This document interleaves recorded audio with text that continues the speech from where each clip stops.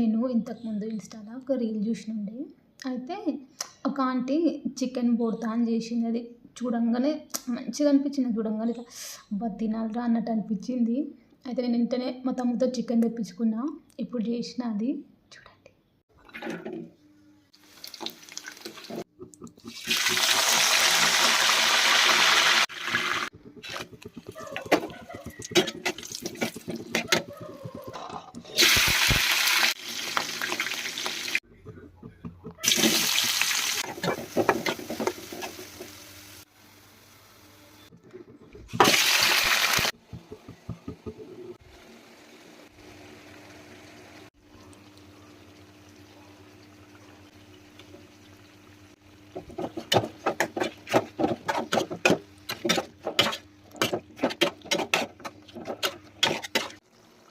ఇప్పుడు దీన్నంతా ఫ్రై చేసుకున్నాం కదా, దీన్నంతా కలపాలి ముద్దలాగా.